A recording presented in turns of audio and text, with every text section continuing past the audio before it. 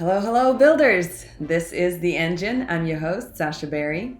The Engine is a show about building in Web3 and with Web3. So whether you are already building in the space or you're trying to figure out what this whole Web3 fuss is about, this show is for you. Stick around.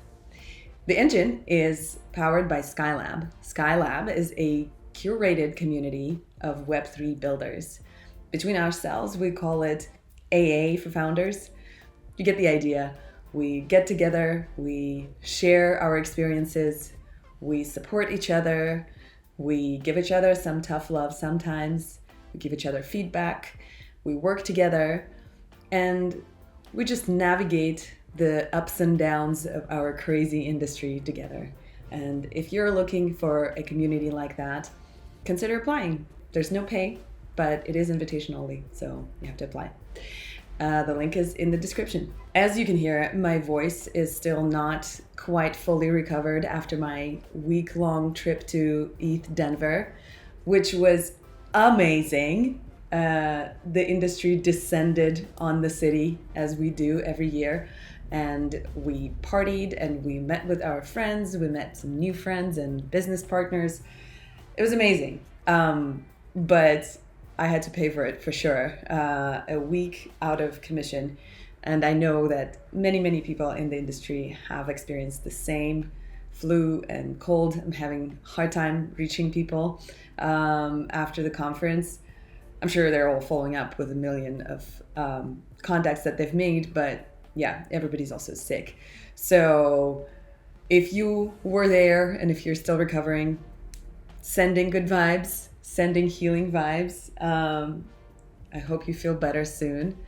This week, my guests are Angelo Alessio, one of the founders of Build Cities, which is a cooperative of startup cities from around the world. And my other guest is Pierre, who is leading business development at NyCypher. We talked about power of blockchain and its value for business, which is a huge topic. Of course, you can do a whole season of content talking just about different use cases and features of blockchain. So in 1 hour conversation, we barely scratched the surface, but we did our best, and I think we covered a lot. Among other things, this podcast is an attempt to find better ways to talk about crypto. And so we started by having a conversation about how to talk about crypto. How do we abstract away some of the jargon and some of the complexities of the tech, but not throw the baby out with the bathwater, because we do need to bring out some of the ways the technology helps us to differentiate. So that's always a tricky balance. So we start with that conversation, then we dove into a conversation about decentralization and why this concept is so central to crypto, how it empowers businesses, how it can give a huge competitive advantage. We also talked about blockchain as the source of truth and how that is becoming more and more important in the age of AI taking over everything. We talked about unique applications of crypto, such as crypto inheritance and streaming payments. And we also talked about security and how it's really important for crypto, but also how crypto provides new tools and new strategies for companies to provide security to themselves and for their clients. So we covered a lot and we'll get right into it. But first, a quick word about my core contributors of the first season of The Engine, Threshold Network and Build Cities. Threshold Network provides a suite of threshold cryptography services. So if you're building an application that involves private data and trusting intermediaries is not an option, you may want to check out Taco. Taco is the only encryption and access plugin that is end-to-end encrypted. So what is Taco for? Builders are using it in all kinds of apps. It's seed phrase recovery, it's crypto inheritance, it's media libraries management, and even concealing in-game assets.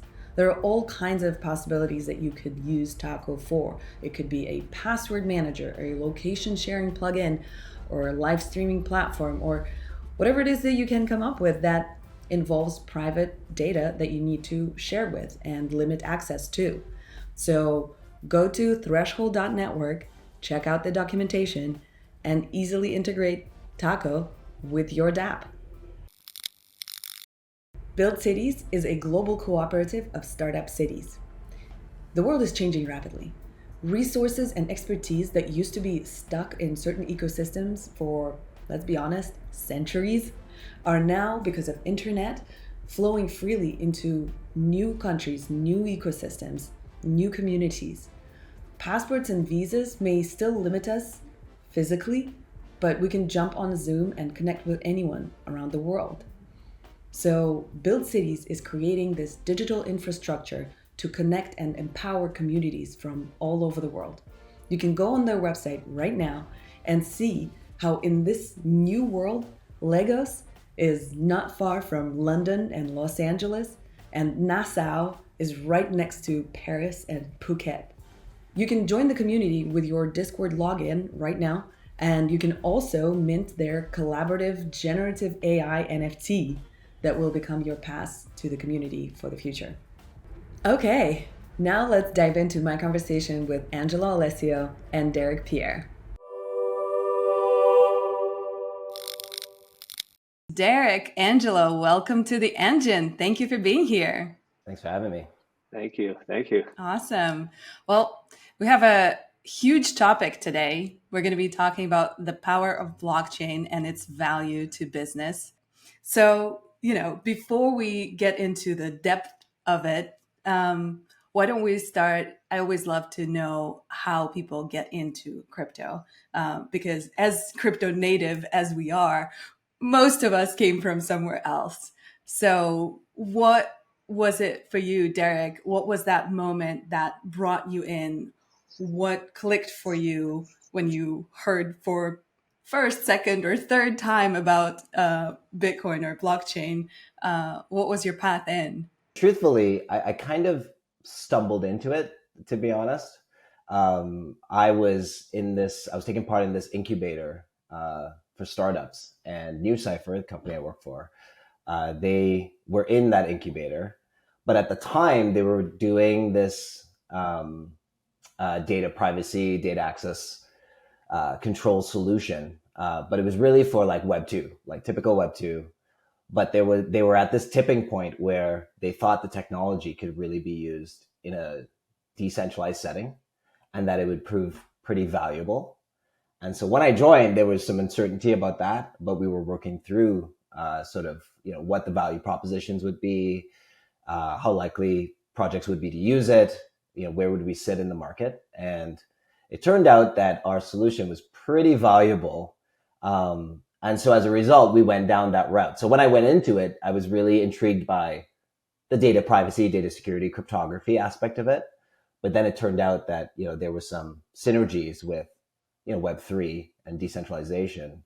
And so, it wasn't like a moment for me, but it was like a unexpected positive experience. But what was it about that technology that excited you? What was it that clicked for you when they pitched you, when they told you about it? What was it? It's like, oh, that's interesting. Right. I mean, so I was intrigued by the underlying cryptography because it was based on basically this concept of end-to-end encryption. So you want to share data, and only the owner of the data and the recipient of the data can see it. And it didn't matter if you used a centralized server or centralized service, which obviously was all the rage, right? Like Google Docs, etc. So that aspect alone. But then when you take that and you think about, well, now you could do it in a decentralized setting. And it's even more valuable because now that decentralized setting, you don't know who's running the server that the data is being transmitted across. And so now you realize, wow, like this, we really have something there that could be leveraged. And it seems that the value is even more valuable. So it's the idea of trustless decentralization and self-sovereignty and being independent of the intermediaries. That's right. And being independent. That's right. Ultimately, our goal was about, when you talk about data access, the user should control everything about the data. And that includes the ability to not be censored, right, and to share the data with whoever it is, and not have to worry about your data being used for some other use that you didn't intend for it, right? Like at the time, you think about it, privacy was this like function of convenience where users give up a little bit of their privacy so that they get a better experience on an app, for instance.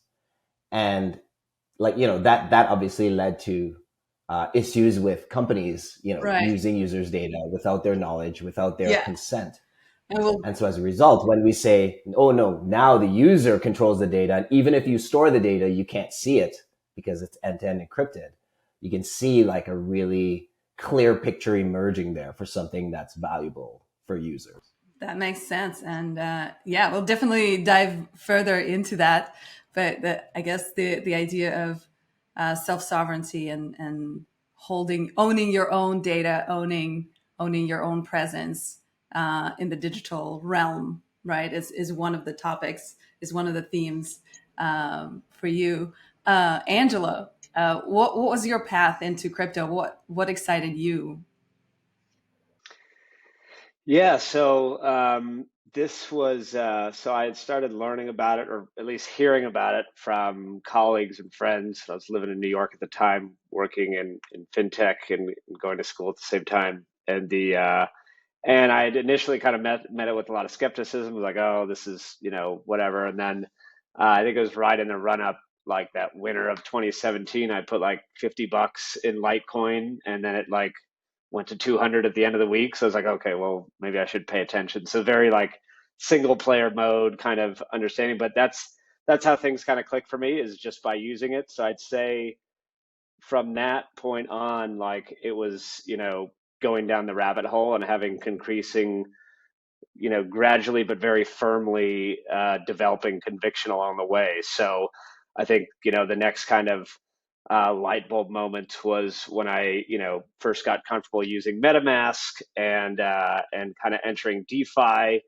and literally doing financial functions that would be, behind the closed curtains of the space I was working at in fintech, whether that be behind the teller or behind the, kind of deep in the underbelly of the current financial system. I was like, this is crazy. So I just can click a button and do pretty complex financial functions that have been limited, gated for a very long time.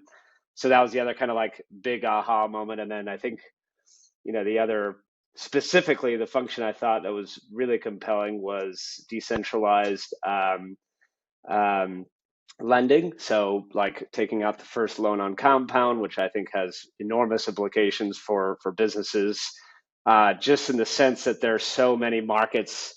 We take for granted the credit market in the U.S., but there's so many markets around the world where there's just no credit market altogether.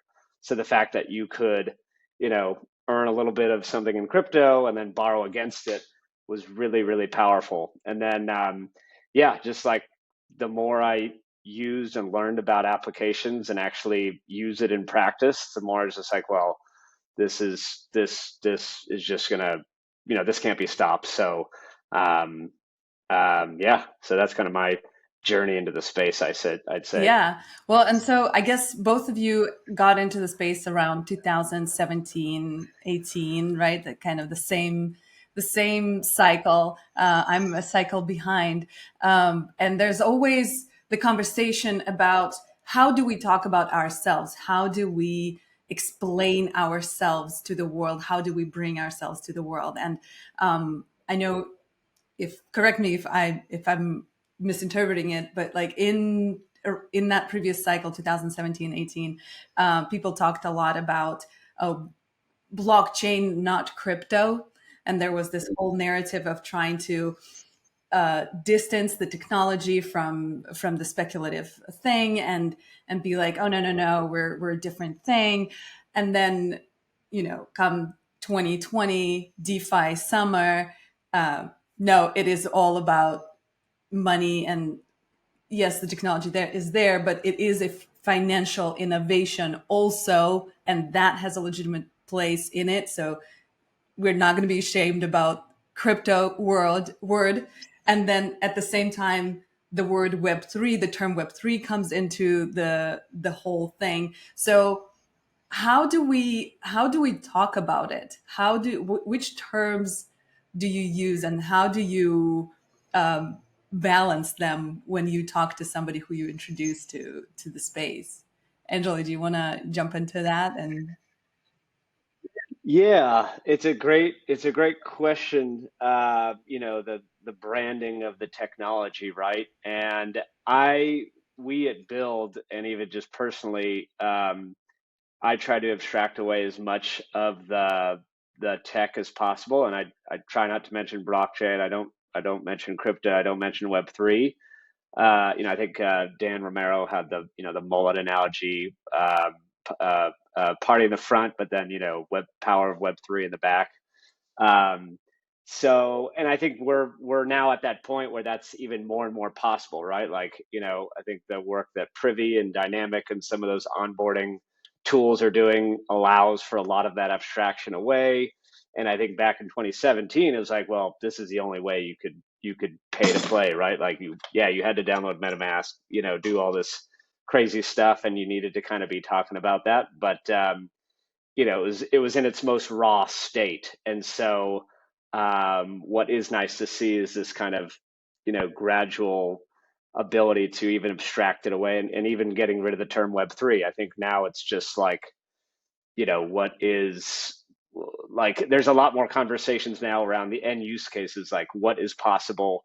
And there's knowledge that there's something under the hood that's Web3 related, but for the most part, it's pretty abstracted away. I visited Starbase, Texas recently to see the Starship launch. The one they're going to be sending off to Mars, and it's impressive in the sense that, like, you could literally go walk up to the launch pad, and like there was, even the day before the launch, like the construction crews were still assembling the launch pad, like a bunch of cranes. Just, it was very raw. Like, and even at the manufacturing base right behind the launch pad, about 3 miles back, you could literally kind of walk in almost, and it was just very raw. And I feel like that was the 2017 phase of crypto, and even and everything before that era as well. But now we're in like a much more polished state, and it's still fairly raw, but getting better and better every day. it's interesting. I like that analogy and that idea of our way of talking about it changes as the industry itself is evolving from infrastructure to building out layers and then application. And now we're in the application layer. Now we can talk about ourselves very differently. Um, Derek, what's your feeling about it? Yeah, I mean, I tend to agree. Like, I think there's still a level of rawness, but it has improved since 2017, which you kind of hope for, obviously. I do think, the Web3 term, I think we tend to align with a bit, just in terms of, it's like this evolution or natural evolution of almost like the internet, like it's this fundamental belief that, hey, things are so centralized, and you've seen the outcomes of that in a variety of forms, whether it's misuse of data, hacks, etc. And I think there's a want for something that's, some have argued maybe even more aligned with what the original internet architecture was supposed to be, which is this kind of decentralized, not controlled by one singular entity, Global kind of networks. ecosystem. Yeah. Exactly. And so, I think the Web3 term tends to resonate, but yes, like, you try to abstract some of the tech in the backgrounds because it is complex, it is heavy. But, ultimately these things are built on top of it. And the goal is, how do you get a user experience that feels that has these qualities of, whether it's trustlessness, decentralization, etc., and still bring a quality application on top of that. And I think that's where the trend is towards. I agree with you that there was this infrastructure, like, you needed the fundamentals to then have apps be able to build on top of it. And interestingly enough, we at NyCypher and Threshold, we sort of are an infrastructure layer that allows for apps to build on top of us, or for things to be used on top of us. And I think that was kind of like the first move. And then now you're seeing apps starting to develop with better user experience over time. Yeah. And I think there's a very fine point there about, yes, we do want to be understood and accepted and not seen as like this weird thing. And maybe we do want to abstract some of the, lingo, some of the complexities. But at the same time, that whole thing, we don't want to throw, the baby out with the bathwater, because that whole thing is our differentiation. Yeah. That is what we are, and that is why we are, hey, better. We are the new phase, and we want to somehow let people know that, hey, yes, this is Web3 Twitter, or Web3 version of this thing. This is the new step in the evolution, so that, it looks the same, but we don't lose our special thing when Yeah. we're talking about ourselves. That's a great point. I think to everything that we want to carry forward, in time with, like, use your MetaMask or use this, like, it will come with the education component, but there's so many good injection points now too, where it makes it very clear, hey, this is better and easier. Like, as you were talking, I was envisioning the UX for a wire from a bank. It's like, hey, wire funds, especially internationally, Oh yeah. or send it USDC and we'll do this walkthrough video for you. But like, if somebody chose that second option and the UX was clean enough for the first time, like, they would never wire again. Like, it's always so nerve-wracking to wire, and to be able to just see the USDC or whatever you're sending directly to somebody, is you can't go back. Once you see what's possible, it's impossible then to go back, right? And some of that will include the new language. So that's a great point. I want to jump into talking about, the features of that whole new thing that we are building. And there's so many things that make it special, and so many things that are important to me personally. When we start with, it's decentralization, right? How can we talk about decentralization in such a way that business understands that it's important?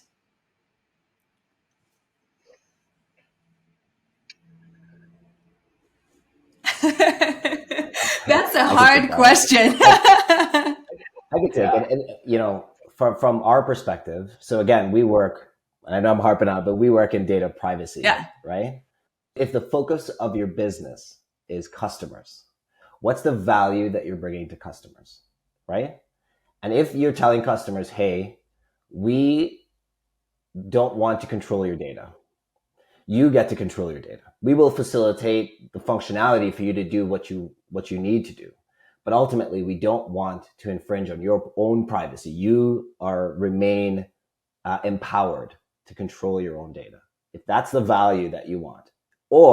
And you can say, if you are concerned about being censored, for instance, right? So ultimately, these are value adds to customers.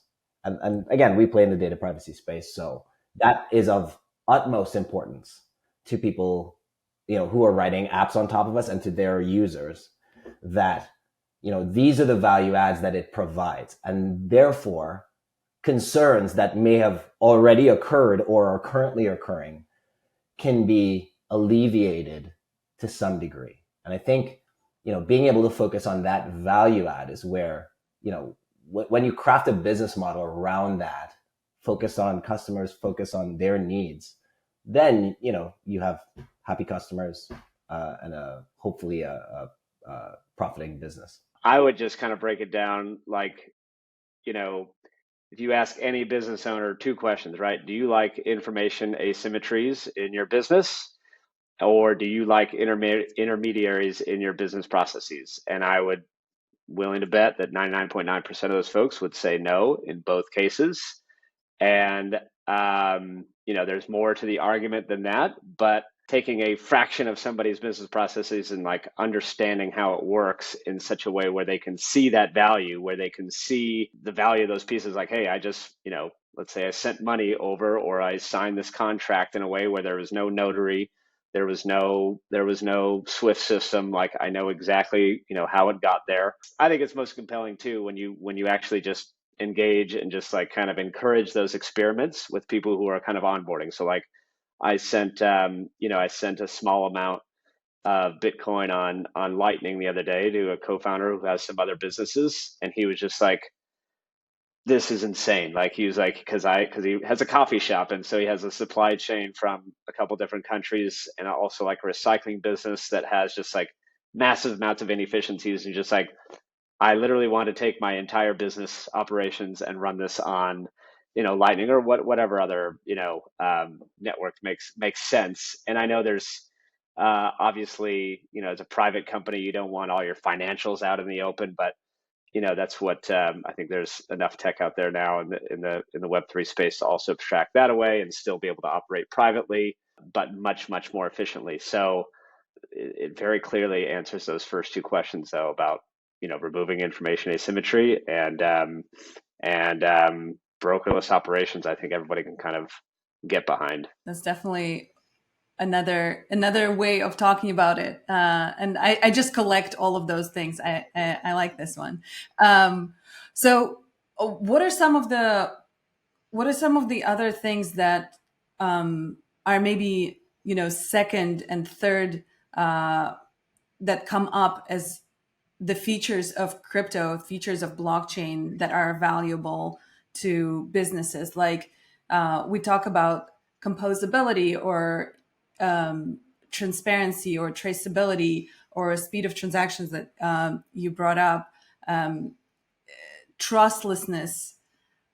What are some of the applications that we start seeing that are exciting to you in your business, or that you're excited to see as you're exploring our ecosystem?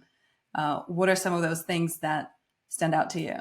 I guess I could start here. I think um, businesses are obviously much more complex entities than individual finances by and large, and so I think there's always going to be a more a longer kind of lag time for all of that adoption, but in the commercial sense.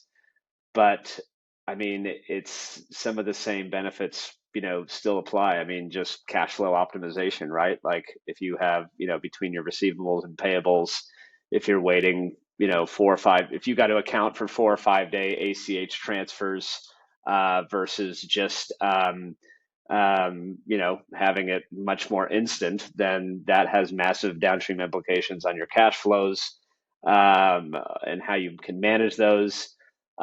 Even the novel primitives that it opens up for just new ways of doing business entirely, right? So take streaming payments. Sablier. I think there's a couple others.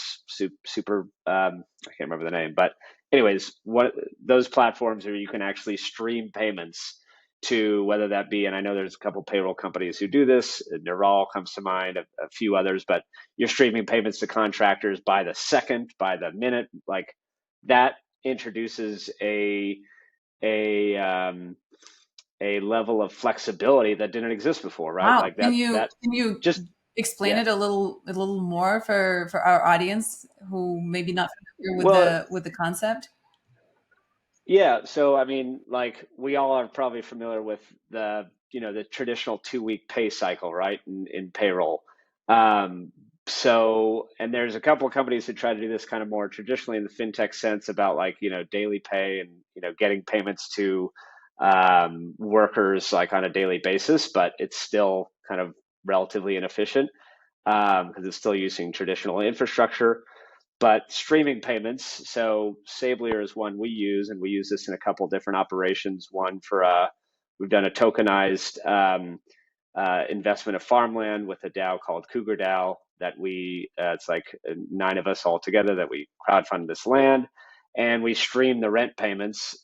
So from our tenant. We then onboard that into the DAO itself, and then we'll stream the payments at a proportional rate to everyone's ownership stake, and it comes in by the second or by the minute, and you can kind of claim and collect whenever you need. And you can imagine that at scale, bring it back to payroll. So imagine instead of getting paid every 2 weeks, you could get paid. You could choose. You could let the worker, the contractor, choose to get paid. Hey, I like the every 2 week cycle. Maybe I want to get paid once a month, or maybe I want to get paid literally by the second, and or at least like the stream amount comes in at that rate, and you can do that. So Savelier.com is the one that we use for that, and I know there's a couple others out there, but that concept itself is just, I don't know where else you could do that outside of crypto. And there's a ton more of kind of instances like that I think are pretty compelling. Lending, like I mentioned as well, right? If you live in an area that doesn't have a credit market, as long as you're able to get some amount of collateral, press a couple buttons and you can get a loan. I mean, that's wild. It's really cool. That is wild. Yeah, for some of those payment platforms, like, we've seen there's one Llama Pay, which, for like employees, to your point, you can pay per second. You can even do it for things like vesting, right? Like, how do you vest for tokens, for a particular project or something like that. And, and that's contract based, right? Like, it's not, you don't have to, once it's established, it's set. And then you can, make sure that things occur as they are supposed to. So this kind of like, I know a lot of times trustlessness gets used. We tend to say like trust minimized, I guess, because there is some underlying bit of trust there and consensus, etc. But ultimately, like, to your point, that does lead to a lot of benefits, and for companies themselves. Like, it doesn't have to be altruistic. I know I said for customers, but for employees, for employers themselves and companies, you can think about, it makes ease of dispute resolution because things are traceable, trackable, etc., immutable. There's no, if somebody signed it, that's what the source of truth is.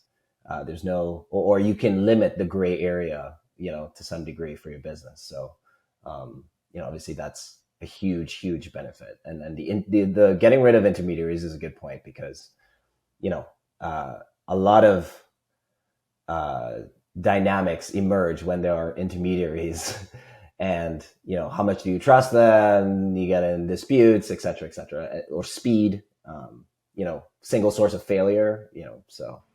Let's dig into that one. Single source of failure. How does blockchain help us protect from that?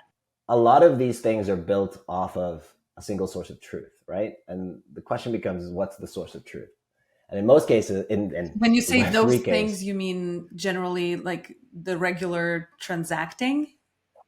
Yeah, whether it's transactions, interactions, there's a source of truth, and that's the underlying blockchain. And if you rely on that as the single source of truth in terms of transactions that get signed, interaction with contracts, etc., it doesn't matter what you think, because somebody signed. If you were sending a transfer and somebody said they didn't receive it, and you can go on chain and see, did it go through, right? Like, there's no, if we're accepting that this is the source of truth, which I think people are, because it's very hard for it not to be, then there is no question of whether you receive the funds or not. It's there. We can all see it. It's transparent. Well, so we covered some of the financial applications. When we look broader, because sort of the unofficial motto of the show is every business is a Web3 business. Most just haven't discovered it yet. Is I personally hope and feel that it could be a better world if every business finds a way to adapt and integrate some parts of Web3 into business processes, products, ways they create relationships and marketing strategies with their customers all throughout and even outside the realm of business, in the world of governance, and who knows, we're gonna take over the whole thing and overhaul it hopefully one day. So what are some of the exciting areas when you think about the future of blockchain, future of crypto, Web3? What are some of the things that are most exciting to you outside, maybe, narrow financial applications? Because we play in the data privacy, data access control space, we truthfully believe that it applies to most, if not all, Web3 applications, right? Like ultimately, some part of your application probably involves sharing data. And we've seen, we have some adopters that are, testing out our product as an infrastructure, so an access control plugin. And you can think about it in the realm of like digital rights management. Like, how do you prove that I own the rights to this digital asset, for instance? Let's say you wanted to license an image or something, right? And so how do you do that in a, dispute resolution, trust minimized kind of fashion? So that's pretty interesting. We have a project that's looking into crypto inheritance. So for instance, people have assets in their wallet. How do you pass on those assets to your beneficiary without creating kind of like this awkward principal agent problem where your beneficiary knows that you're going to will them these assets Yeah, if you die? that's a big question. And I think, yeah, I don't think we talk. I think our young industry doesn't think about it enough.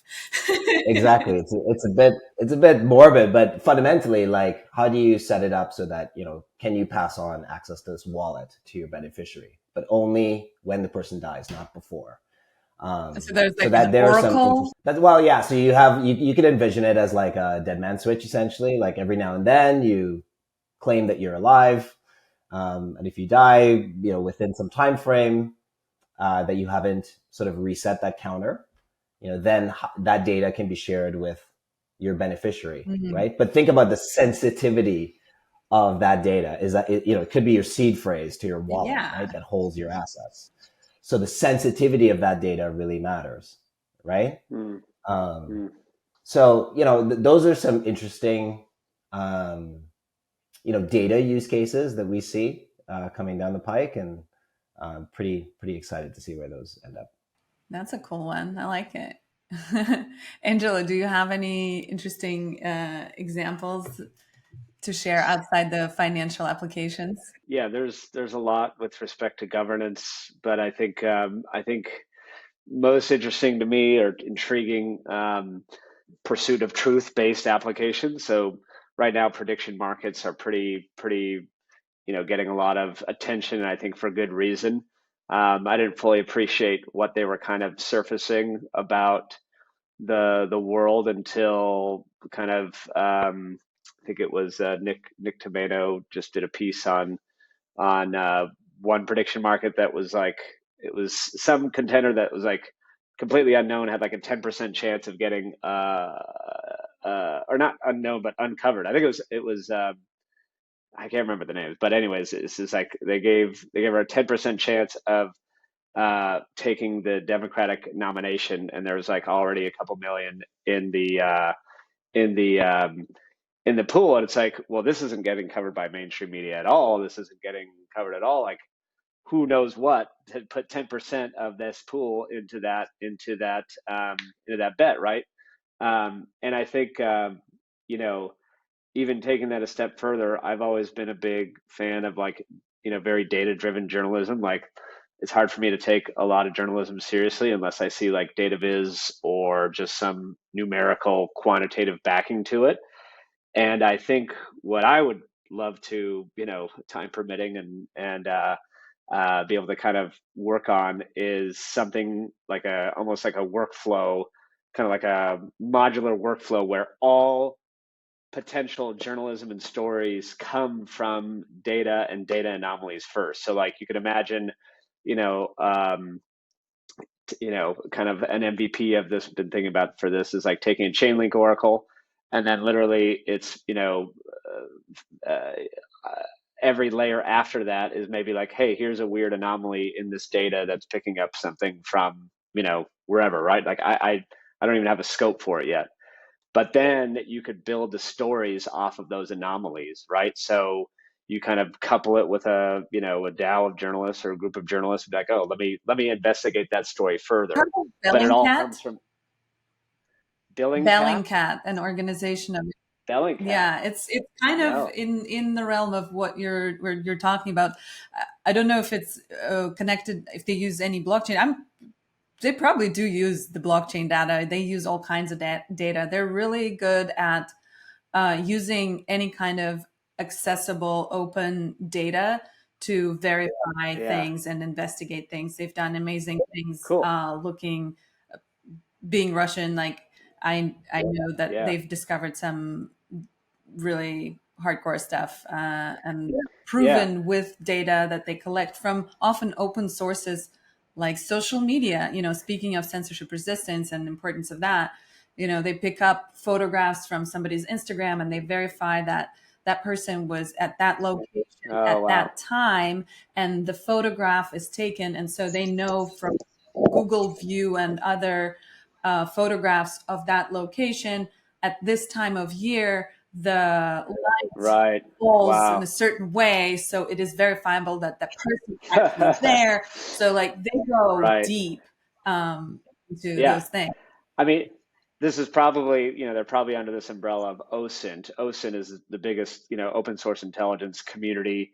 There's even an Economist article about it like a year ago, like the rise of OSINT. So yeah, it's, this is being done.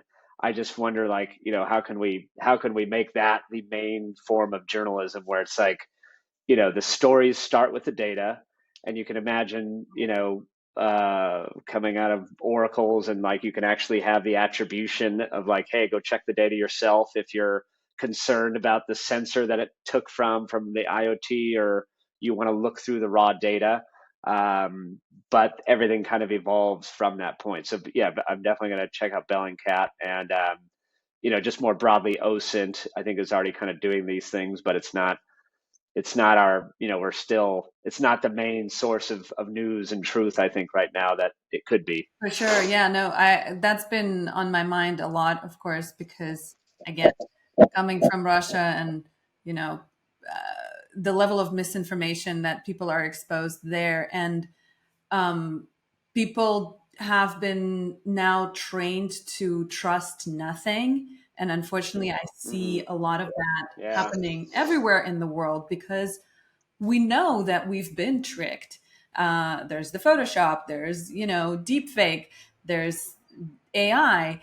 How do we find the truth? And I think that application of blockchain is actually Yeah. one of the most important is that, truth, the source of truth, Derek, what you were talking about, but truth in transacting, but actual truth, verified truth for of information. Um, Right. you were going to say something, Derek. Yeah. No, I was just gonna say that's exactly it. Like, Yeah, you know, and it's interesting uh, how could hopefully our media adopt it, or how can we build new media ways of distributing media or um, blockchain based media outlets that actually have all those sources included in it. um, that's a big one because I don't know how can I mean I can see a newspaper or an online publication have as its references kind of as footnotes links to blockchain or whatever verifiable sources that can become over time as AI is becoming stronger presence. It can just become part of the norm, the way we used to reference books and other people's research in the footnotes and at the end of the book and as a reference. But that address using blockchain for that could be a new normal. Yeah.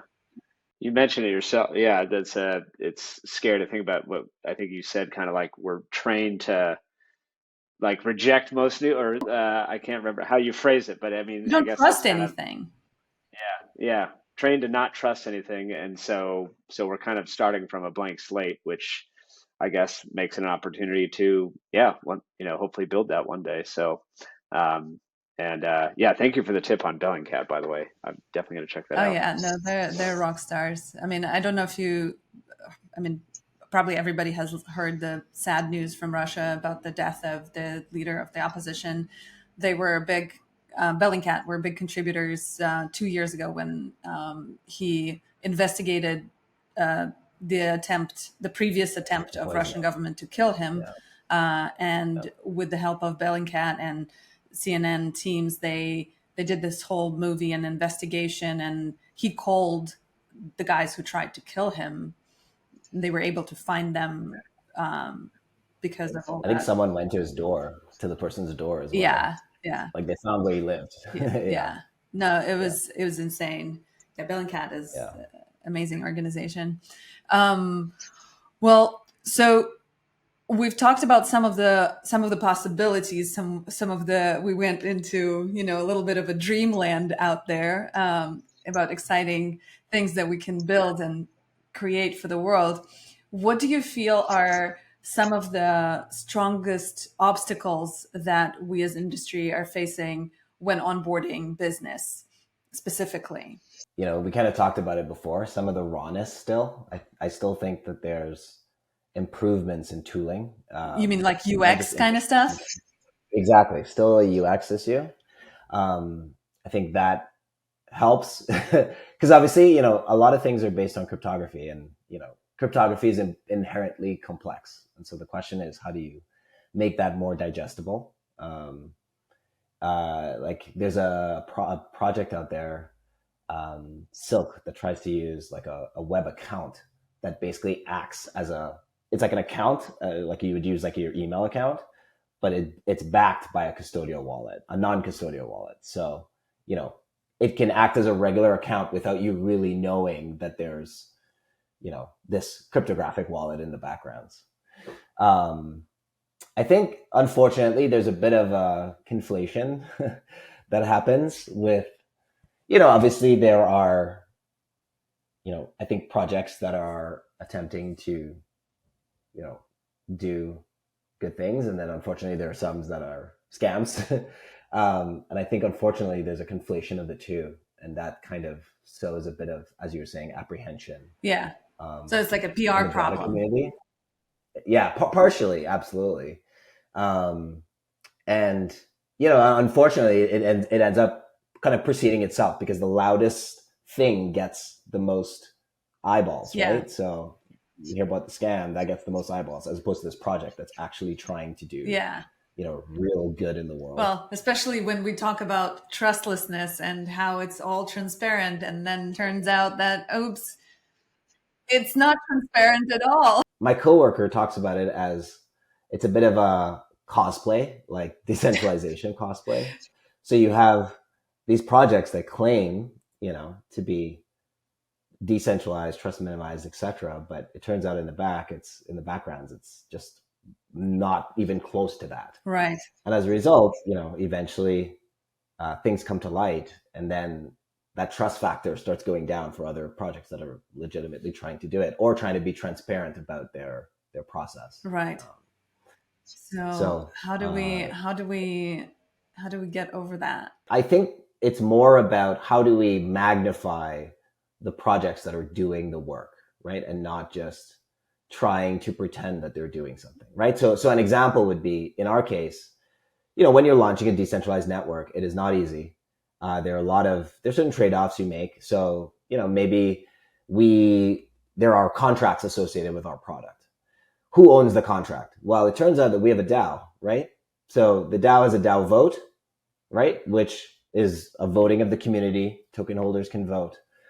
But then the question is, well, do you have a checks and balance in case, for whatever reason, there's an issue where somebody is able to grab a majority of the vote and pass through whatever proposal that they want. Yeah. So then it's like, okay, then we have a council. And this council is made up of DAO voted people who are, in our case, it's 9 people. They're in a multi-sig. It's 5 of 9. So that's the trust minimization that you're doing. That's why it's hard to say trustlessness. You're saying, look, the community votes on this. We have to have a checks and balance in case the community goes out of whack for some reason. Yeah. Obviously, that's not the goal, and we don't expect that to happen, but it's good to plan for it. Right.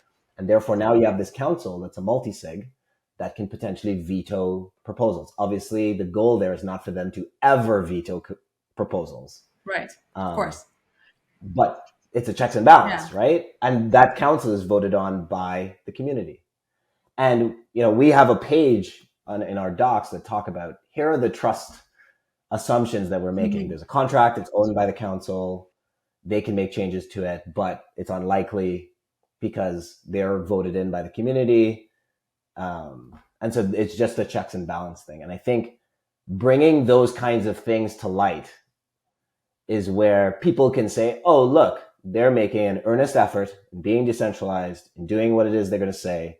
There are improvements that can be made over time. Are they being held accountable for those improvements over time? And just be upfront about it. And once you're upfront about it, people can make their own decisions and decide whether they want to use your product or not, or you want to magnify that product or not, that project or not. And I think, unfortunately, certain projects, not all, obviously, but certain projects just weren't upfront about that. Yeah. And, Well, I think there's a certain level of complexity that comes with all that structure and all that, all those layers and levels of protections that have to be put in for a thing to be fully decentralized, right? Or sufficiently exactly, yeah, right? Sufficiently decentralized, yes. And securely decentralized, right? So there's always still risk factors, and then in our legacy, let's call it legacy world, right? We have those protections and we have those ideas that we have been developing for, a couple millennia, really.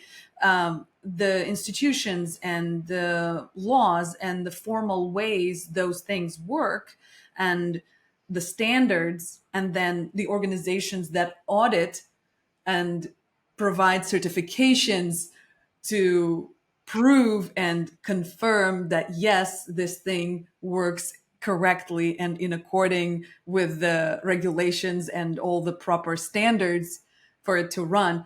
Now, in our new world, we have ideas about how we want to structure things or how we want to create those protections, but we don't necessarily have this standardized requirements, because it's a decentralized world and, people have different structures. People will have different ideas about how to create those defenses. And there's audits that people can run, and there's organizations that run audits. But I keep thinking about, like, how can we show any given business that, comes to build in our space that we have those things. Yeah, well, I mean, so it's interesting. In the existing system, there are structures, there are regulations. Doesn't mean it doesn't get circumvented. For sure. Right? Like we've seen exactly. Exactly. And so that is no guarantee. But ultimately, it's obviously something to be considered, and a thought process has to go in on how applicable it is to whatever it is you're working on.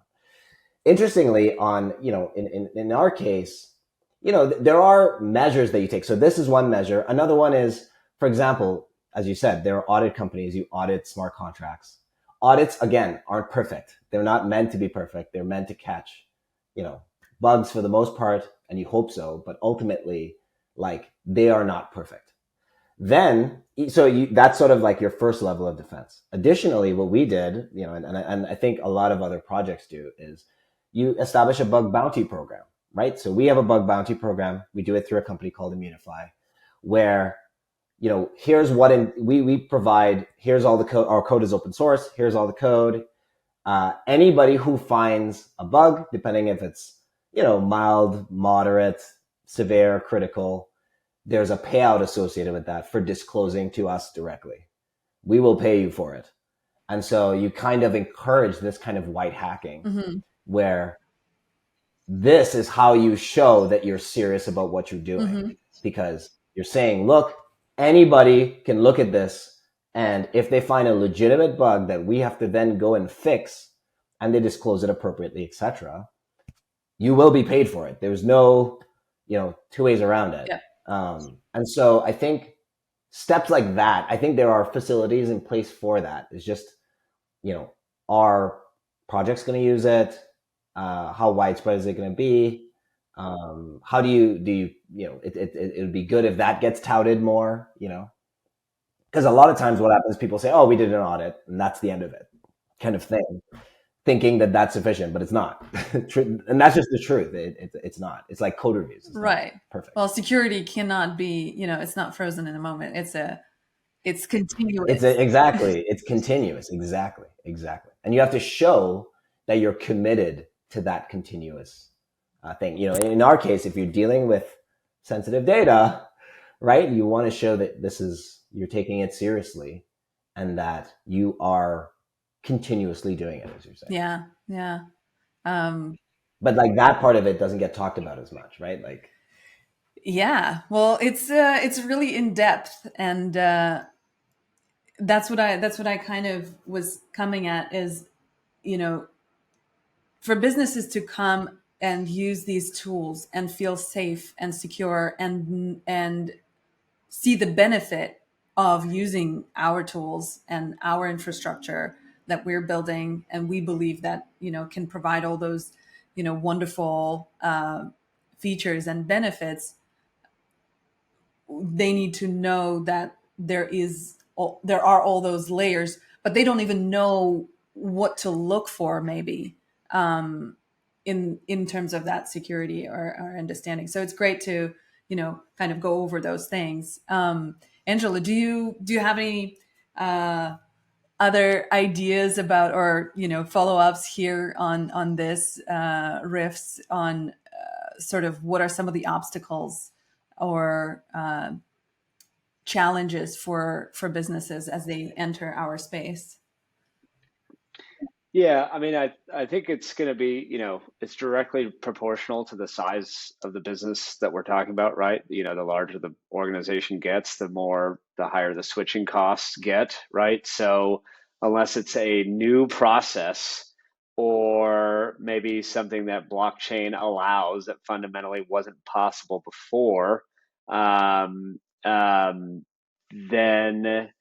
if you're switching kind of a more traditional aspect of a business, it's going to be hard, right? So, I would think, to kind of approaches like, okay, like really, whether you're targeting startups or just small businesses in general, I think there's much more to gain, and I think there's going to need to be a lot of case studies to show like, hey, they switched to this, and this is like not just an incremental improvement, but like massive amounts of leverage over this, whatever the competition is in their field, right? So, I had, 5+ years experience building products in fintech, and that's why I kind of, moved over. It's like the more you kind of peel back the onion, the more you realize like you can really only incrementally innovate here. And even that is a lot of times just a polished front end to a really old back end, and so there's no significant step change that you can really make. So if you can demonstrate that to a small business, whether that be through payroll or whether that be through lending, if you're a small business in a market that doesn't have any credit, and there are huge amounts of that, then I think that's where you'll start to see that adoption, right? It's going to take one business to say, hey, I implemented, product Z and my results are this, and, and those stories get out. And then other businesses are like, well, I'm just going to have to switch to that because that seems like the only way to kind of not necessarily just compete, but just operate better. So, so I think starting small And if a larger organization wants to make the switch too, then you create an inbound for them and work with them. But I would think it's really tough to kind of tackle that I, from a I yeah. like this. I like this point about like small businesses being more nimble and being more prone to try new things and being available to try new things. I also think that even within big businesses, there are things that are maybe less seen as less risky to experiment with, and I think that's why we can see a lot of experimentation on the marketing or um, the loyalty programs zone, where it's not the infrastructure that of the business that we're moving onto blockchain rails, or it's not necessarily the core product that we're going to overhaul and rewire so that it runs on blockchain, but it is some of the sort of lighter weight tools that maybe we can start switching and experimenting. And even big organizations such as like Nike or Starbucks is doing a big experiment with their loyalty program that is running pretty successfully from what we can see. So I think there are different sides of business where blockchain can or crypto Yeah. can come in. And there's probably, you'll probably see it first in markets where it's like, we're talking about a lot of use cases where it's like a discretionary, vendor selection, but there are a lot of markets where, hey, this is out of obligation, right? So whether that be from just an extremely devaluing currency, or or there's maybe there's a place where there's no strong legislative system to begin with to enforce contracts. And if you can build a system that it's at that point it's not replacing anything, it's literally this is just the way things are going to be, right? Yeah. So for lack of a better word, leapfrogging, Yeah. right? Where places where this stuff doesn't exist at all, there's no infrastructure, and you can build it from scratch. And I think it's going to take off there, in places like that much faster and with greater magnitude than trying to convince a more established company to do X, Y, or Z. That nimbleness matters, right? Like, I must admit, I think the big company dipping their toe into something is different than like a small project focusing on it. And so then the question becomes, if the small project gets sufficient traction and kind of shows that, hey, this thing actually works and has benefits, etc., and then you see like probably through acquisition is how the big companies starts getting it more. You start making inroads into like a much larger organization. Yeah. Well, and there's, what Angelo was talking about with sort of places where there is nothing, that something can come in and create it. For me, that example always is, I've lived it. I grew up in post-Soviet Russia. For example, we never had, well, most people didn't have private bank account. Like you had like one government account, whatever, for savings, but we didn't have checks. So I went straight from having no bank account to having a card, and actually straight to, mobile apps where you can send money very conveniently using somebody's phone number. You don't need to ask there. It's like PayPal on steroids on the phone through your bank app. Because there was never any of that legacy regulation really in the banking industry. So it could evolve much quicker to newer technologies, newer tools. So I always think about countries where maybe there is, as Angela was saying, like there is no banking infrastructure, there is nothing there right now, and that's where crypto can come in, create a whole new world, whole new system, and be adopted much quicker. To me, when I came to the States and I was, paying rent with a paper check, I was like, what? Like, what century are we in? Come on. Like, why do we do this? This is ridiculous. A lot of this too is with respect to literally legislative systems. I'll never forget having a conversation with a friend from business school. He was a real estate investor in Mexico City. That's where he got his start, and then now does it in New York. And I was just, we're just having a conversation about the fundamental differences, like, what would it take to kind of like build, build at scale like you do here in New York, down in Mexico City. It's like, honestly, it's literally just comes down to the legislative system. The fact that you have the the the knowledge that you can go to a court and enforce a contract with your contractors, your developers, etc. We can run. That's the only reason why we can run a 6-man development team here, doing multi-billion-dollar real estate projects. Mexico City, I literally have to have a relationship with every single contractor, every single subcontractor, and so I'm not saying, I'm not saying blockchain is going to like run the government of Mexico or whatnot, but you could imagine a financial system, or at least much smaller scale of like, okay, how could you potentially fund these contracts that get released to the contractors on like a time lock basis based on a certain amount of projects.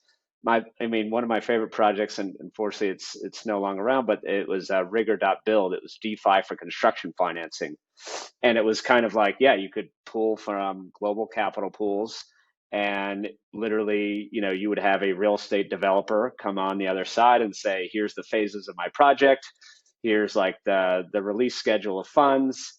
And I think seeing something like that come to life would just be amazing, and in a way that circumvents, or at least removes the need to have to rely on on the court system of a given jurisdiction to enforce contracts. It's just literally, it's baked into the development of the project itself.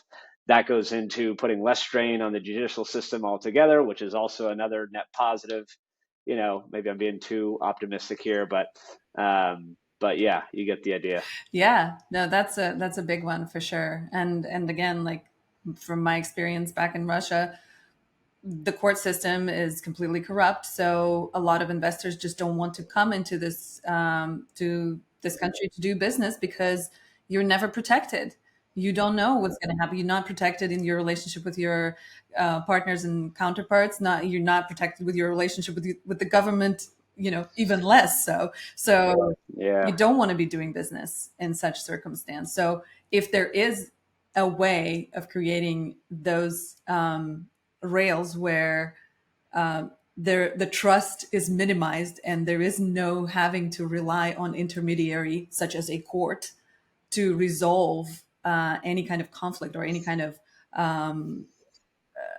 situation between the partners, that can create, of course, a whole new way of doing things. Well, we've built some. We've dreamt a lot today. I love it. I love conversations like that. Well, we're about to wrap up. I just wanted to ask if you have any, final thoughts, parting thoughts, anything I didn't ask you about that you wanted to share, maybe. Is there anything? Or just show your thing. I'll fill it for you, don't worry. Yeah, she'll, yeah. So, as this conversation kind of relates to what we're doing at Build Cities, it's buildcities.network. It's very much a project-based social network. And so we see projects already forming into, potentially viable businesses. Some are more just kind of, hobbyist people building projects in different startup ecosystems around the world. And then some are developing at a faster clip. And we want to build the infrastructure to empower those, those founders, those projects, those startups, whatever you want to call it, through our platform. And so you can log in today, list your project. We have a weekly builders forum where you can talk about what you're building, whether that be any of those categories, and continuing to build the infrastructure very much with the mullet analogy, Web3 infrastructure on the back, to kind of create this, global cooperative of startup ecosystems and the projects that are associated with them. So we hope to solve some of the challenges that we're chatting about today. Yeah, for sure. Derek, any final thoughts? I mean, for us, we are contributors to Threshold Network, which is basically this decentralized platform that provides threshold cryptography services. And that sounds heavy, but fundamentally it just boils down to, at the moment, TBTC, which is this Bitcoin bridge, and Taco, which is threshold access control, which basically provides data access control for users to be able to share their data. And ultimately, all these things use threshold cryptography. And this is live. We have nodes running on the network. These nodes work together to provide these services. And it's trust minimized. So please check us out. Yeah, for sure. Well, awesome, guys. This is a really good chat. Yeah, thanks you so much for having us. Sasha. Thanks for having us. Thank you, guys. Well, that was a fun chat. For more of these, connect with the Engine on all the platforms, on YouTube and in your favorite podcatcher. Subscribe to the newsletter, leave us a comment. You know the drill. Follow, subscribe, share, shill, FUD. Don't FUD. Let us know what you think about the value and importance of blockchain for business. We're all building. We're all in this together. Check out Skylab. Apply to join. Check out Threshold Network and their Taco plugin. Check out Build Cities and mint their Dream NFT. And that's our show for today. Struggle well, fellow builder. You can do it. The spring is here. Cheers.